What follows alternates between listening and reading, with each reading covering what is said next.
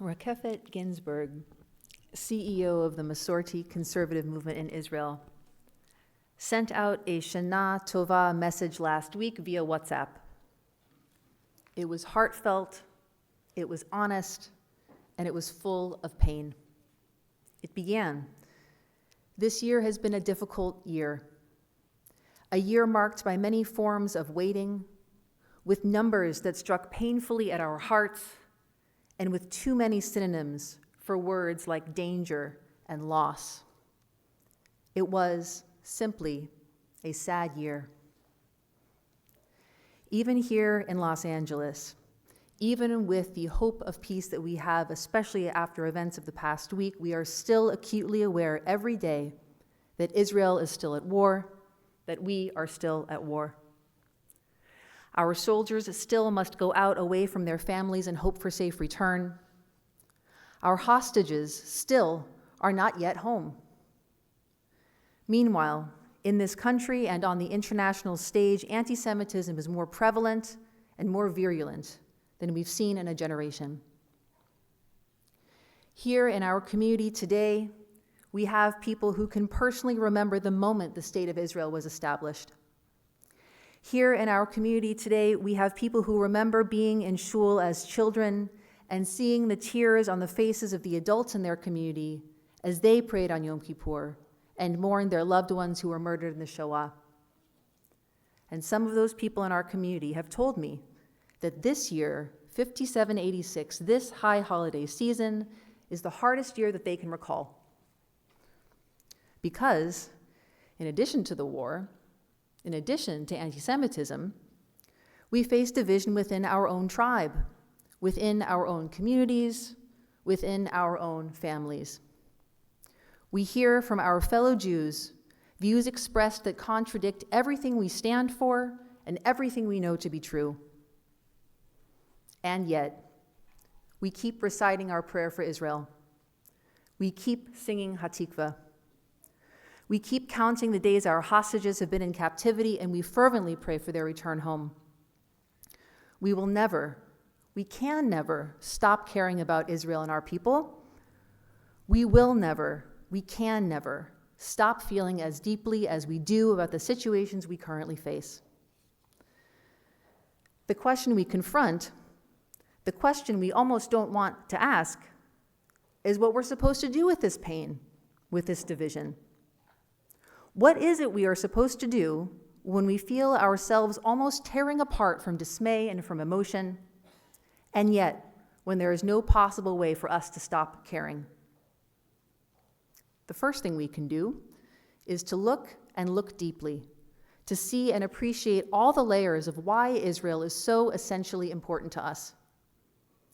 And the second thing we can do once we have that insight is to draw inspiration from Israel, to find strength to do the necessary task of holding the tension between our people's threat of division on one hand and our people's potential of unity on the other.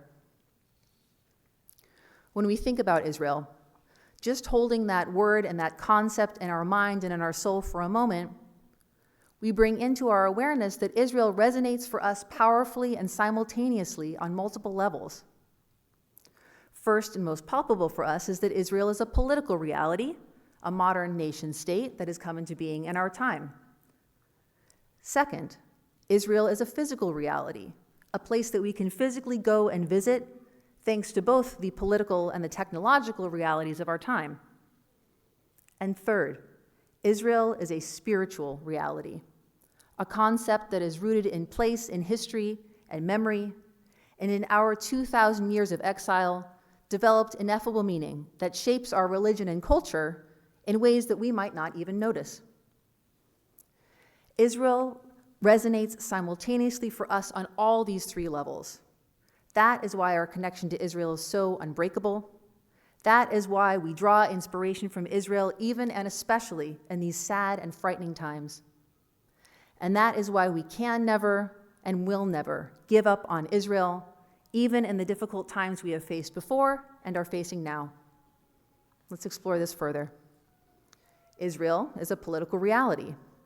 It provides us, the Jewish people, the opportunity to choose our own leaders, to allocate our own resources, to participate on the world stage under our own flag. It provides us with the opportunity to live in the rhythm of our own calendar, to not have to explain why we take days off in the fall and in the spring, to have our winter months defined by the taste of sufganiyot and the sight of candles on the Hanukkah. And it gives us the challenge of answering uniquely Jewish questions like, should city bus lines operate on Shabbat? The political reality of Israel allows us as a people to fully be who we are. Now let's recognize Israel as a physical reality. I feel there is no way for us to truly appreciate this enough. With amazing speed and consistency, even over these past 2 years of war, we can board an airplane and within hours, not days, but hours, find ourselves landing in Tel Aviv and in a taxi or on a train headed for Jerusalem. We can physically touch the Western Wall, physically go up to the Temple Mount. We can stand upon the earth and breathe in the air of our holy land. How many of our people, generations upon generations, could only wish and dream for this opportunity?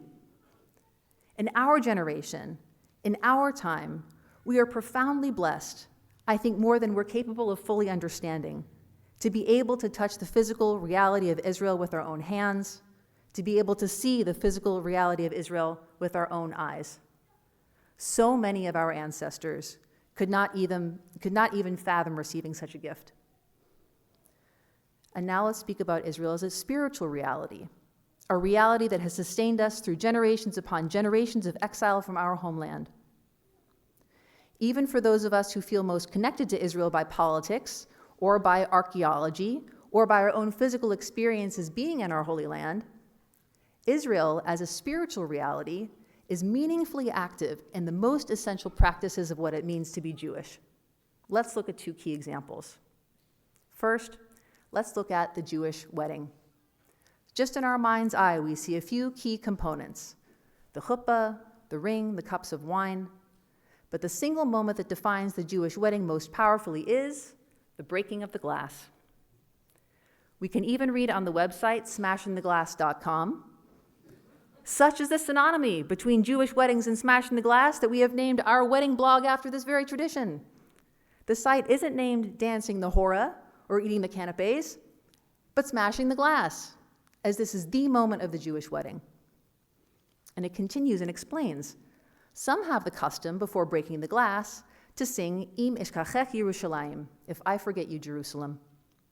And the reason why this custom exists is that the breaking of the glass commemorates the destruction of our holy temple in ancient Jerusalem and the exile we experienced beginning 2,000 years ago. Even when this song is not specifically sung, the connection remains.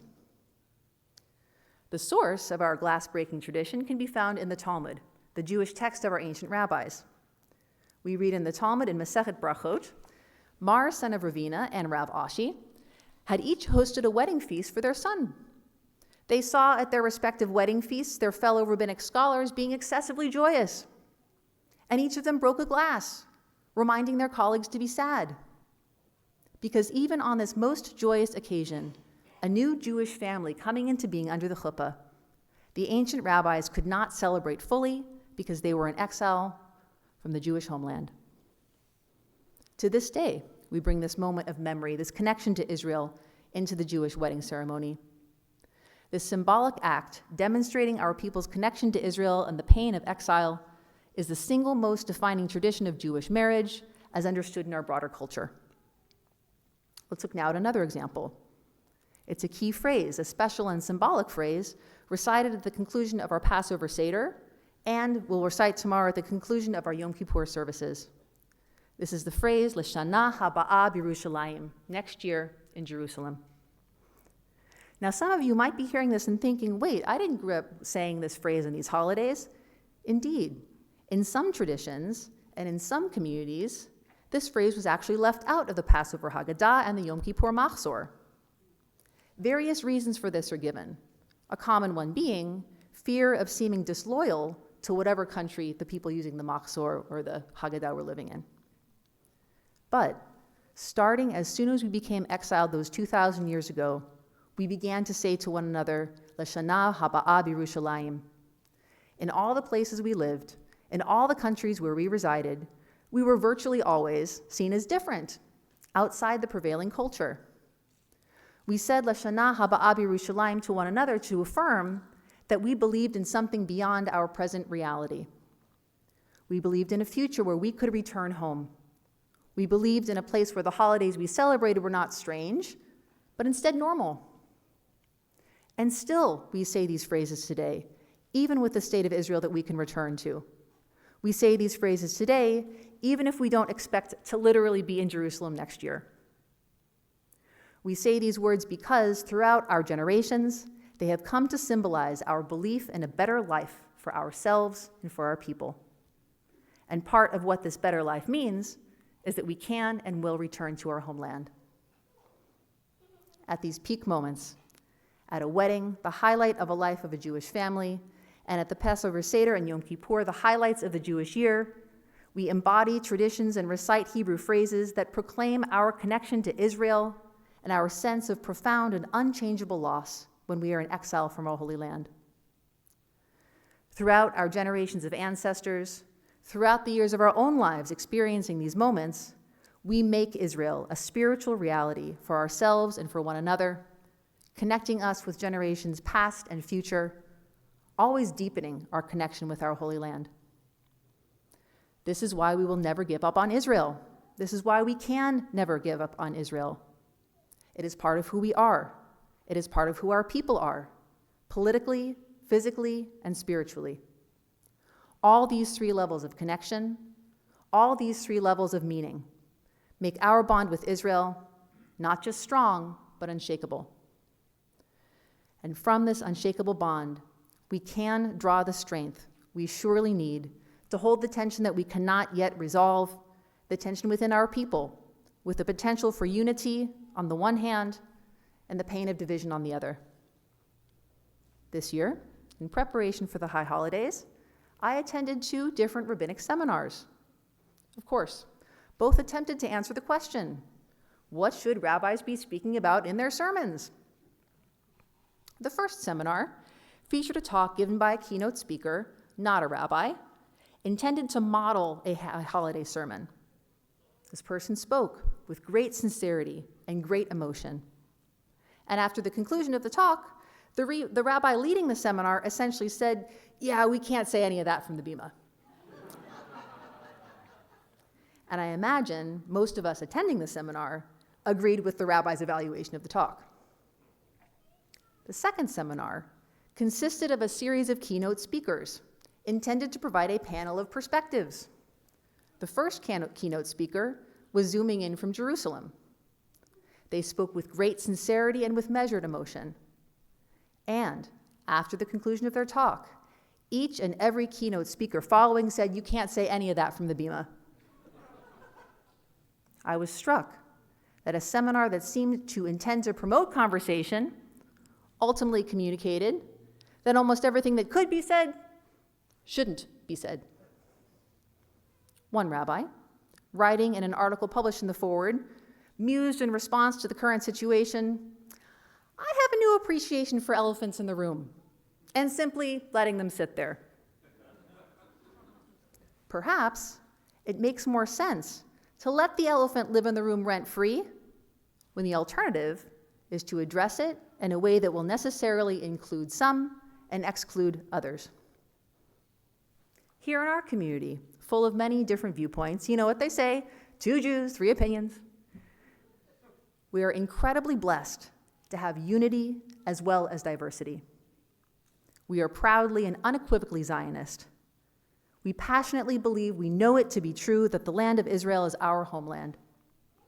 And we believe that our people, have the right to create our own society, our own government in our own homeland. Now to the question, how exactly should we do that? Well, we've got a variety of opinions there. And of course, we don't precisely agree on everything. That would be impossible. Having a passionate and diverse selection of opinions is part of what makes us Jewish, after all. Here in our Adat Shalom community, we embrace and value our diversity. We know how to be in relationship with one another, even when we disagree. And I have found that to be powerfully inspirational as the rabbi of this community. And we're able to do this because we are united in embracing our deep connection to Israel. We draw upon the unity of our community's love for Israel in order to help us hold the tensions that inevitably arise when two Jews have at least three opinions. Yet we know that the world outside these walls is not always so embracing. In those moments, when we confront viewpoints from our fellow Jews that are antithetical to all we hold to be true, we must dig deeply into our love for Israel to find the strength to tolerate the reality of our disagreements. We must continue to embrace our connection to Israel to not allow our differences to tear us apart.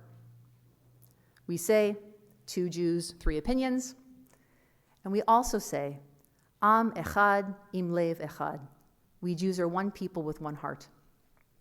This phrase, Am echad im lev echad, comes from a comment by Rashi on a verse in the book of Exodus, chapter 19, verse 2. The Jewish people are about to receive the Torah from God at Mount Sinai, inscribed by the hand of Moses. And the Torah says, Vayichan sham Yisrael neged hahar. Israel encamped there at the foot of the mountain, that is Mount Sinai.